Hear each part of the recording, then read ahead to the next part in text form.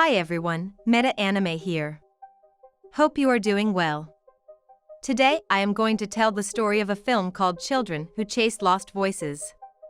Released in 2011, the film is directed by Makoto Shinkai, who is very well known for his works like Your Name, The Garden of Words, and many more.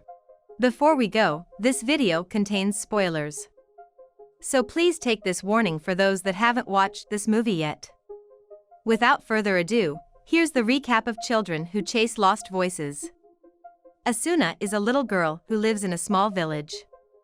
She is like your typical middle schooler but is a very smart and independent girl. Losing her father at a young age, Asuna lives with her mother but is mostly alone because her mother is out working most of the time. After school, she usually spends her time on a hill not far from her house. There, she built a secret base filled with her stuff. Up on the hill, she would listen to a simple radio that uses a crystal to get signals, which is a memento from her father. But Asuna is not completely alone. She is usually accompanied by a stray cat she named Mimi that she found on the hill. One day at school, the teacher warned the students to be careful as there is a sighting of a bear lately. But Asuna didn't care for the warning. After school, she did her chores at her house and then left for the hill as usual. But she stopped as she stumbled upon a huge bear-like creature on her path. Suddenly, a young boy came and saved her. Using his crystal necklace, he tried to stop the beast. But he accidentally killed it with the crystal. He then took Asuna off with him. At night, Asuna woke up on the hill together with the boy. The boy then told her that she shouldn't come back to the hill again and then took off himself, followed by Mimi. The next day, Asuna skipped school and went to the hill to see the boy again. Not far from her place, several men in suits were investigating the place and found the body of the beast who died the day before. The body has turned into plants and formed some sort of crystal. Meanwhile, Asuna met the boy again despite the boy warning her not to come again. He then introduced himself as Shun. Seeing him bleed, Asuna tended to his wound and covered it with her scarf. The two of them then spend time together on the hill while listening to Asuna's radio. Asuna then told him about the one time she heard a mysterious melody. Hearing it made her feel both happy and sad at the same time and felt like she was no longer alone. This shocked Shun as he realized that it was her that heard his final song. Shun then told Asuna that he came from a different land named Agartha. He came here to see and meet someone he had to meet. However, he felt that he has accomplished everything he wanted and had no more regrets. Before departing, Shun kissed Asuna and gave her a blessing. The flustered Asuna then ran back home after saying goodbye to Shun. At the hill, Shun felt that he no longer has much time left. He then asked Mimi to lead Asuna to a better place in his stead. Shun then fell from the hill. The next day, Asuna started her day with enthusiasm. She made lunch boxes for 2 people which she will give to Shun. However, she, unfortunately, did not meet Shun that day. At the night, Asuna's mother told her that she got a call saying that a body of a boy wearing her scarf was found in the riverbed. Asuna did not immediately believe the news. She wanted to believe that it is not Shun. The next day Asuna kept going to the hill to find Shun, but he never came. This reminded her of the time she lost her father. From a very young age, she already understands the feeling of losing someone who will never come back. The next day, we got introduced to a substitute teacher named Murasaki. During the class, they read about a Japanese mythology story of Izanagi and Izanami. Izanagi traveled to the land of the dead far underneath the earth to bring his dead wife, Izanami, back from the dead. To bring her back, Izanami must ask permission from the god of the land of the dead. However, when she is talking to the god, Izanagi must not look at her body. But Izanagi broke the promise and his wife can no longer return with him. From the teacher, Asuna found out that Agartha is one of the names known throughout the world for the land underneath the earth. This piqued her interest and decided to ask Murasaki about it after school. Murasaki immediately asked Asuna whether she wanted to resurrect someone. The question left Asuna speechless. Apparently, Murasaki already knows of her meeting with Shun. He gave Asuna a report about creatures like the one that attacked her and Shun before. The creatures are called Quetzalcoatl. They are known as the gatekeepers that guard the entrances to Agartha. It is said that there are gods that can fulfill any kind of wish, even resurrecting the dead in Agartha.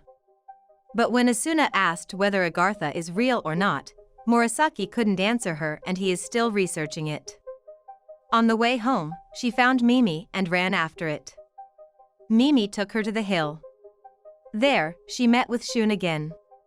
But the boy said that he is not Shun, which confused Asuna. Suddenly, a helicopter with troops surrounded them. They are from an organization called Archangel, which aims to find Agartha. The boy then took Asuna and hid inside a cave. He then told Asuna that he is Shin, the little brother of Shun. His mission is to retrieve the clavis, which is the crystal necklace that Shun used to have. He explained that the clavis is the key to entering Agartha. In the cave, they met a very old Quetzalcoatl that attacked them. Shin tried to neutralize it without killing it but failed. The Archangel troop came and attacked the beast, which saved them. The commander forced Asuna to give him the clavis and used them to enter Agartha's gate. But using Asuna, the commander ordered his men to guard the gate while he entered it alone. Right before the gate shuts down, Shin managed to get inside it as well. The man showed himself as Murasaki and he revealed that he plans to resurrect his dead wife at Agartha. Meanwhile, Shin doesn't care what they want to do as his mission is only to retrieve the clavis and then left the two of them after taking the clavis. After some hesitation, Asuna then decided to join Murasaki's journey to Agartha. They then dived into the water called Vita Aqua, which allowed them to breathe inside it. Asuna then woke up at a ruin inside Agartha. Unbeknownst to her, Mimi followed her by sneaking into her bag. On their way, they met a Quetzalcoatl that was calmed down by Mimi, which made their journey easier.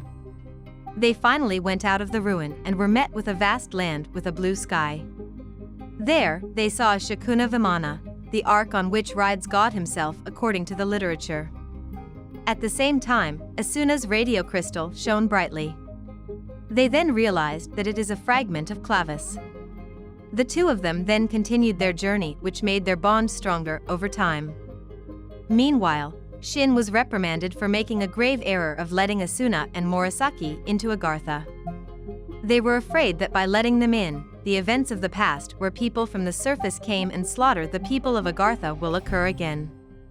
Shin was then given the mission to take Asuna's clavis as the elder consents that Asuna also owns another clavis. During one conversation with Asuna, Murasaki remembers the time he spent with his late wife, Lisa. Lisa would always take care of him when he is sick even though she is terminally ill. He promised her that he will take her to his hometown after his mission is over, but the day never came. At night, Asuna got abducted by mysterious creatures that emerged from the shadows. When she woke up, she is already in a ruin with a little girl. The two of them then worked together to find a way out from the ruins. However, the creature that abducted them suddenly showed up. After some observation, Asuna realized that the creatures could not get out from the shadows. They then quickly tried to escape the place. Meanwhile, the sun is starting to fall. Shin suddenly showed up and saved the two of them. They then have to race against the fading sunlight. Shin told her that they are Izoku. The creatures prey on the so-called defiled blood. They fled to a river as Izoku also could not get into the water. Unfortunately, one of the Izokus attacked Shin, which made them drifted by the current. Asuna then swam into the river to rescue them. The next day, Murasaki found Asuna using Mimi's help. When Shin woke up, he asked Murasaki to give him their clavis and was about to attack him for it. Not wanting to hurt him, Murasaki only made Shin pass out.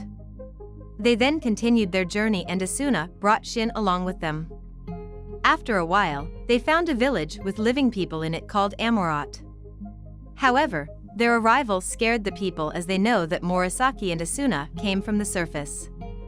Some soldiers came out and did not welcome them into the village. until an elder who is the little girl's grandfather came and willing to take them to his house. The elder tended to Shin's wound and told them about Izoku. Izoku is a cursed clan that hates water and light, just like how they hate if people from Agartha and the surface are mixed. The mixture of people from Agartha and the surface is what they call the defiled blood. It is the reason why the little girl whose name is Mana is abducted, as her father is someone from the surface. The elder then said that years ago, many leaders and kings from the surface came to Agartha for their knowledge and riches.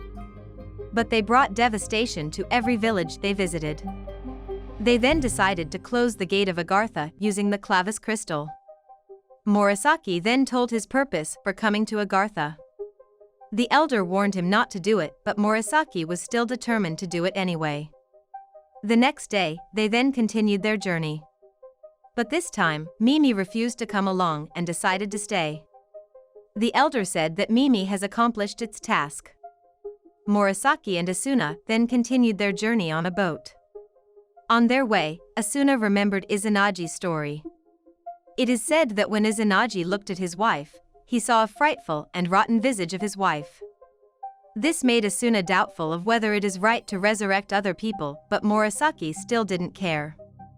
Meanwhile, Shin woke up after hearing Mana's cry. She is very saddened by Mimi's death. They then took Mimi's body to a place where they met a humanoid Quetzalcoatl. The Quetzalcoatl then ate Mimi after Mana gave it to it. Suddenly, some fully armed Amurat soldier passed by them, which made Shin realize that Asuna is in danger. He then went after them. The soldier then caught up to Asuna and Murasaki and tried to kill them. At the same time, Shin showed up and bought Asuna and Murasaki some time. After some time, the two of them then arrived at the finest terra, a huge deep hole leading to the gate of life and death. They then tried to climb down the hole, but Asuna couldn't overcome the fear and chose to stay behind. Murasaki then took the clavis from Asuna and gave her his gun to help her get back home. The Amurat soldier stopped their pursuit as they sensed that the clavis has gone inside the finest terra and they can no longer chase after them. As the sun goes down, the Izokas started showing up. Asuna then ran into the river to avoid them. She then kept running in the river while being followed by the Izoku. At one point, the river dried up and the Izoku started surrounding her. The desperate Asuna shot the gun from Murasaki but couldn't aim at the creature. Hearing the gunshot, Shin immediately ran to the source of the sound and saved Asuna on time. The breaking dawn also helped them from the Izoku. After some time, they saw the Shikuna Vimana fly right over them, heading right to the finest terra. Meanwhile, Murasaki arrived at the bottom of the hole. It is then revealed that it is a graveyard for the Quetzalcoatl. There, he found a black round portal. Up above, Shin and Asuna saw the Quetzalcoatl who ate Mimi before. Shin told her that when a Quetzalcoatl is about to die, it will go to the finest terra and sing a song containing all their memories to make sure they will exist for eternity. After hearing it sing, Asuna felt that the song was just like the melody she heard on the radio. She then realized that Quetzalcoatl will help them get down the cliff. It then ate the two of them and dropped itself from the cliff and brought the two of them to the bottom of the hole. On the other hand, the Shikuna Vimana went to Murasaki's place and transformed into a huge humanoid Quetzalcoatl with lots of eyes. It then asked Murasaki to state his wish. After wishing for his wife, a portal opened and his wife showed up in the form of a dark shadow. But he couldn't touch her and he would need a living vessel to put his wife's soul. At the same time, Asuna and Shin arrived. Murasaki can only cry with her arrival, and Lisa's soul was put inside Asuna's body. Asuna's body was then overtaken by Lisa's soul. But only Asuna's body is still not enough. One of Murasaki's eyes is taken as a sacrifice as well. To save Asuna, Shin then hurriedly attacked the clavis, which is the key to all of it. Murasaki tried to stop him, but to no avail, and Shin finally destroyed the crystal. Meanwhile, Asuna, who was together with Shun and Mimi, then said goodbye to them. Slowly, Lisa's body changed back to Asuna, and before leaving, she told Murasaki to keep on living and find happiness. Once again, He could only watch as he lose his loved one. Murasaki then asked Shun to kill him, but he refused and told him to live and embrace the loss. They all then left the place. By the end of the film, Asuna said goodbye to the two of them and went back to the surface. Meanwhile, Murasaki will continue his life in Agartha. So that concludes the recap of The Children Who Chase Lost Voices. What do you guys think? Just like other Makoto Shinkai's movies, this one showed us very astounding animation which left us all in awe. I really like how it combined several mythologies from around the world to bring us the mysterious world of Agartha. It brings a heavy topic of dealing with the remorse that follows after our loved one's demise. Yet it also reminded us of the importance of finding happiness and embracing the loss. Please tell us what you think through the comment section. If you like this content, please leave us a like and share them with your friends. Thank you for watching, until we see you again.